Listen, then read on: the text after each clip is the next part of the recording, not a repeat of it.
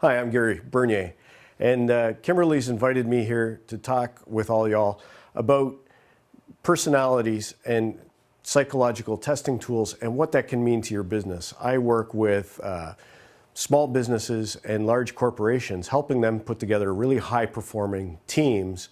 And one of the things that we do is we tailor, that makes what I do special, is we tailor the job advertisements and everything else in a way that attracts the type of employee that you're looking for.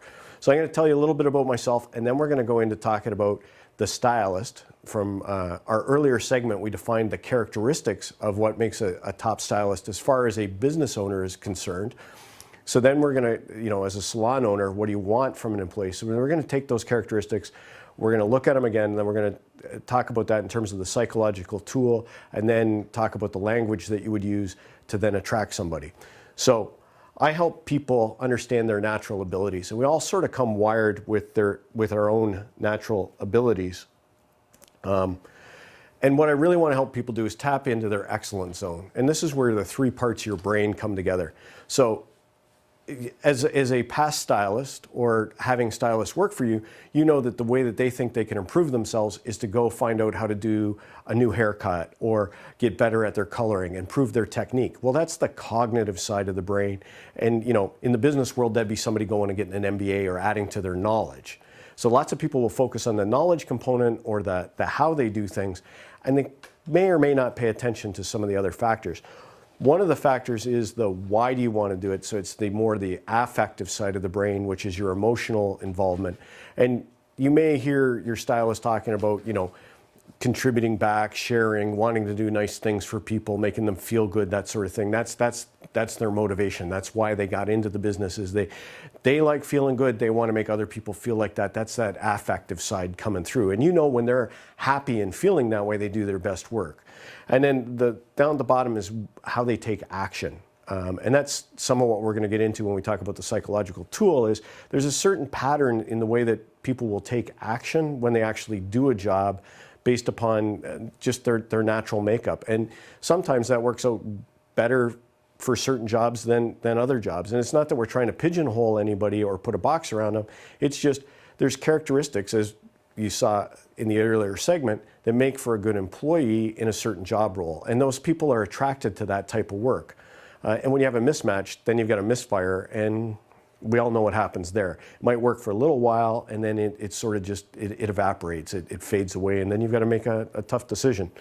So with the excellence zone, which is in the middle there, if you've ever volunteered for anything in your life and then regretted it, you know that you procrastinated, and that means you're spending a lot of energy trying to get yourself to do something. That means you're on that outer circle there.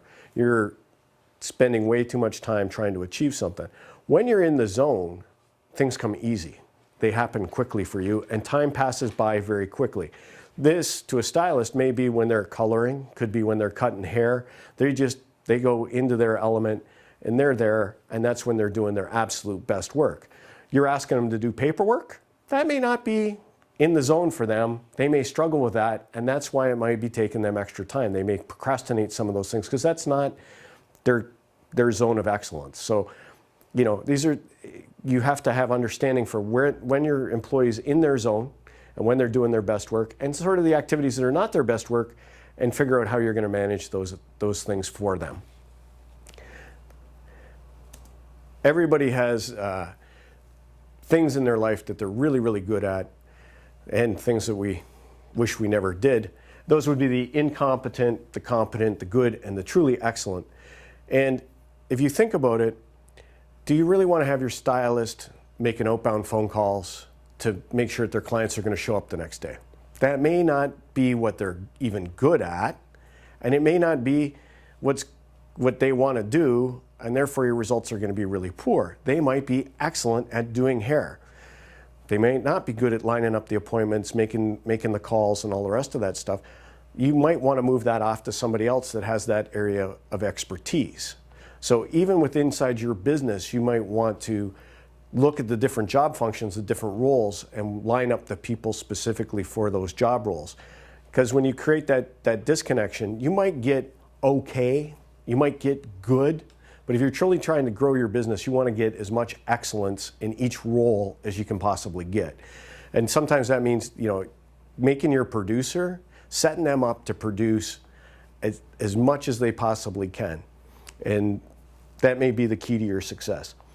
When you know this, you can apply a filter. You can filter out the things in your life, and this is especially important now when we talk about you, the business owner. When you do your assessment, when you know yourself, you then know the things that you're really excellent at, where your energy comes out, where you get pumped up.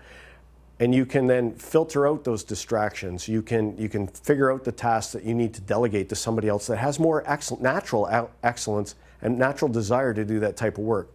The hardest thing for business owners to sort of grab and wrap their brain around is the work that you don't like to do, somebody else might actually like to do it. That could be accounting, that could be sales, that could be marketing. So there are different functions within your business. They deserve different treatments, different levels of expertise, or different specialties. So once you get to know yourself and you become honest with yourself, then you can sort of portion those pieces off and give them to somebody that has the excellence in that area. When we talk about putting a team together, we want to use this tool so that everybody gets an understanding of themselves. And especially inside the salon, where you might have somebody, like I said, that you're grooming to do the outbound call to check on the appointments, that's running your front desk, that's doing the scheduling and greeting people, and that's a very different function from the stylist. You both have to understand that they're different, but they're in the right spot. So that means learning to accept those differences. And you, the owner, you're going to be different in some cases than some of your stylists and from your person that's doing accounting and the person that's running your front desk. You've got to accept those differences. Doesn't mean that you have to give in to them. You just have to recognize that they're there and not let them frustrate you or figure out ways around some of the frustrations that come because your style is different than their style. And when everybody starts appreciating that they're in the right role, doing the right thing, and that as a collective team, you're all working together for the same goal, then you really got a winning high-performance team. And that's what I try to do with groups, is bring that out. So we want to turn your salon into that high-performing team where everybody's dialed in, doing exactly what they're excellent at.